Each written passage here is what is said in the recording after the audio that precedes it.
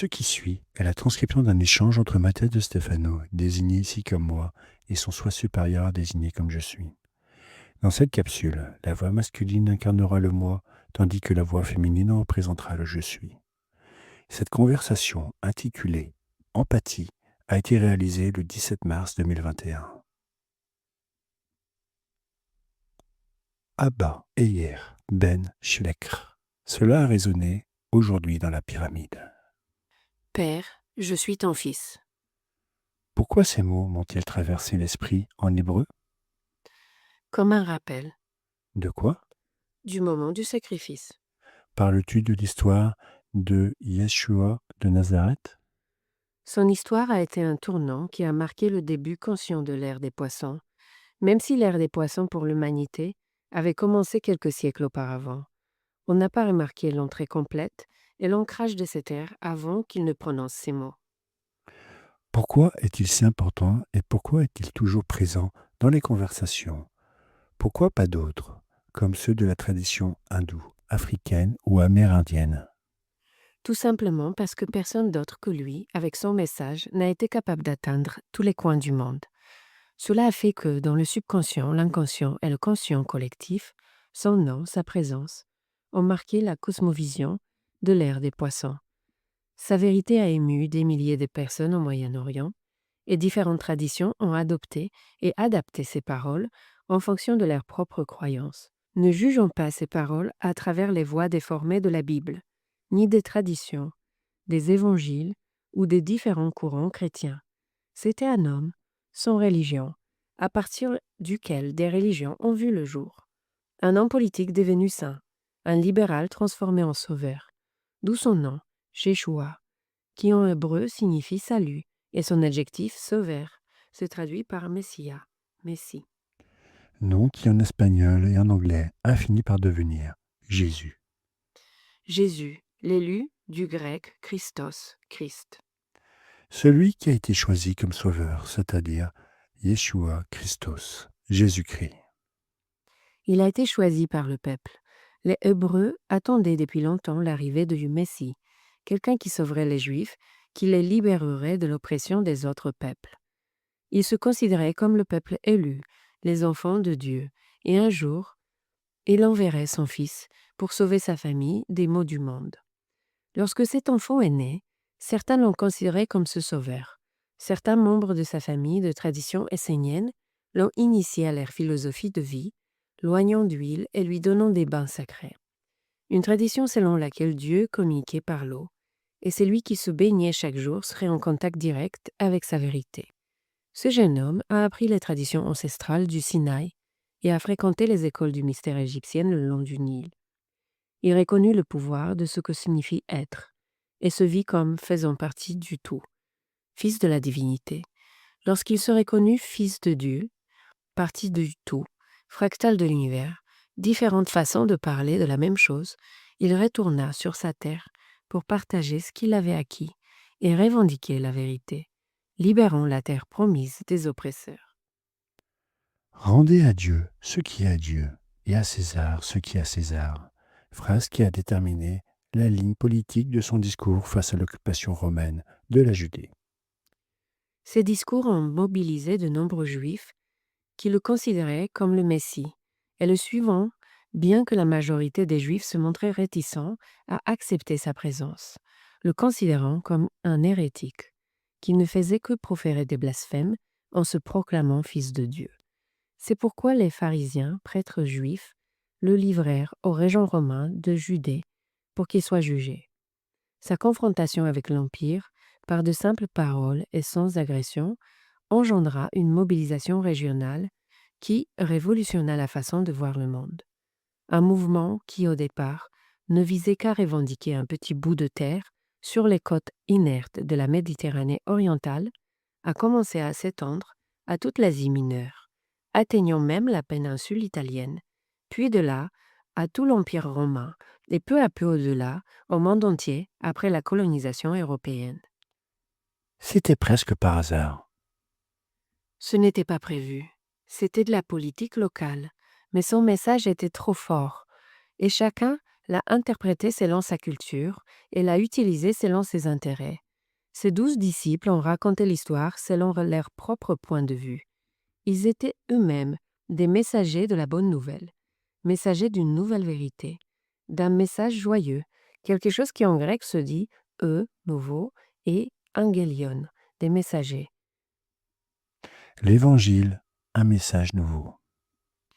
Le message principal était que le Sauveur qu'ils attendaient depuis des millénaires était arrivé, et un grand nombre de Juifs se sont convertis au christianisme messianique. L'idée était que le Messie les sauverait des péchés du monde, du latin error, peccata, et des ténèbres, mais parce qu'il a été rejeté, maltraité, incompris, il a été traîné devant le tribunal et condamné. Lemer Haba, Eyer ben Shalek. Pourquoi, Père, je suis ton fils? Il a hésité. C'est-à-dire, pourquoi souffrerait-il s'il était venu pour tous les sauver? Jusqu'à ce qu'il comprenne. Sacrifice. Pourquoi se sacrifier? Par empathie. Comment cela s'entend-il? L'empathie est la clé de l'ère des poissons. Mais nous n'avons vu que l'obscurité. C'est pourquoi c'est une ère de tant de douleur. Car nous devions apprendre à être empathiques par le sacrifice. Écoute bien.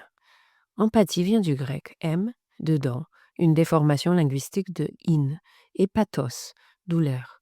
L'empathie, c'est être dans la douleur de l'autre, ressentir ce que ressent l'autre.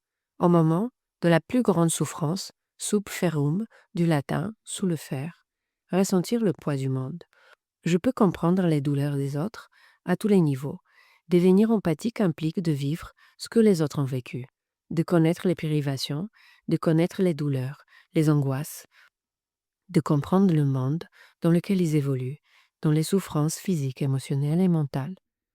L'empathie est la capacité à entrer en relation pleinement avec les autres, en ressentant tout ce qu'ils ressentent, se mettre à la place de l'autre. C'est peut-être difficile quand on le fait de manière conceptuelle.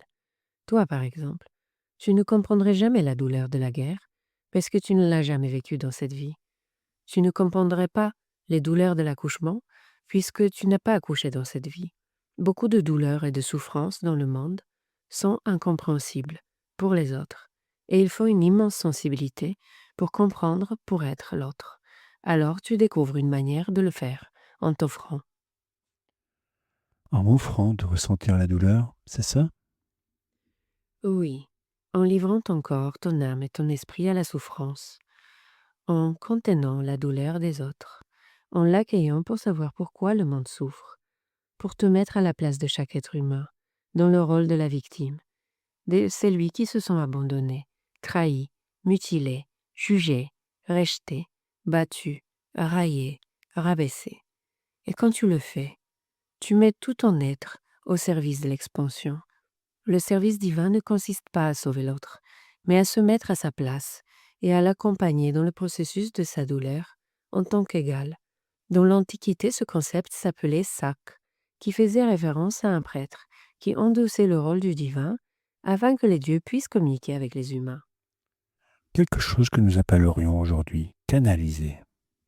Oui, à cette époque on disait sanctum, qui a donné naissance au mot sanctus, et de là saint ou sacré. Accomplir l'action de canaliser la divinité se traduisait par faire des choses sacrées, sacrificere, qui a donné naissance au mot sacrifice. Le service du sacré. Pourquoi ce mot a-t-il une connotation si négative? Se sacrifier dans la vie, c'est comme se laisser mourir pour les autres. Parce que nous connaissons le sacrifice à travers les concepts judéo-chrétiens, fondés sur le sacrifice de Yeshua. Normalement, dans les cultures anciennes, le sacrifice n'était pas humain, mais animal. Lors des cérémonies, on sacrifiait un animal pour accomplir les offrandes et les rituels sacrés. Et sacrifier n'était pas synonyme de tuer, mais de rendre les choses sacrées pour les dieux.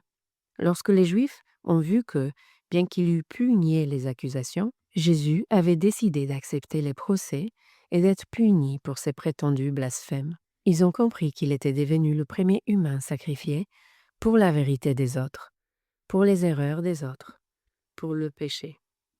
C'est pourquoi on dit Jésus s'est sacrifié pour nous sur la croix. C'est le plus grand acte historique jamais consigné.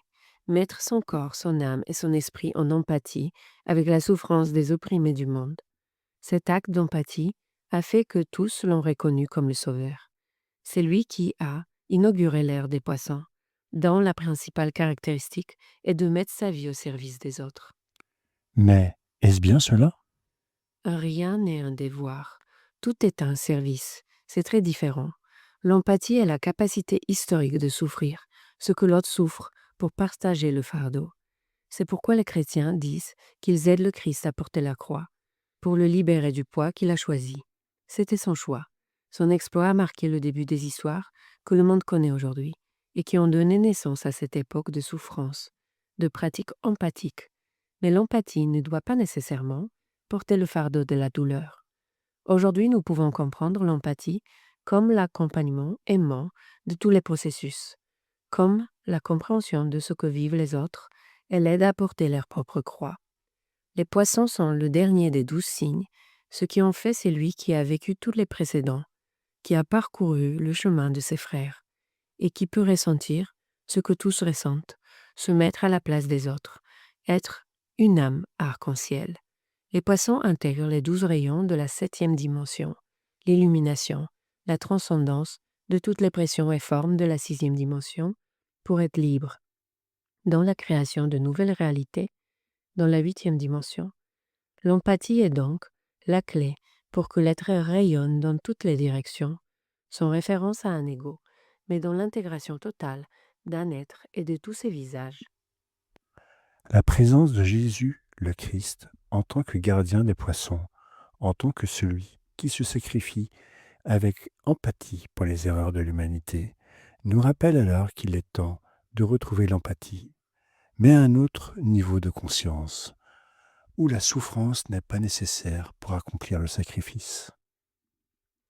Le nouveau sacrifice, le nouvel évangile, le nouvel amour et le nouveau service, c'est reconnaître cette lumière qui nous fait faire partie du tout, que l'expérience de chaque être humain est notre propre expérience, que rien n'est séparé et qu'il n'y a pas d'illuminé qui s'illumine seul, mais que l'illumination s'atteint en reconnaissant que tu es un avec le tout, que tu es un fractal de l'univers, un enfant de Dieu.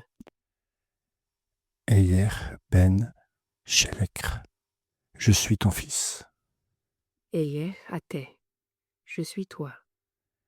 Ater Eyer, tu es moi.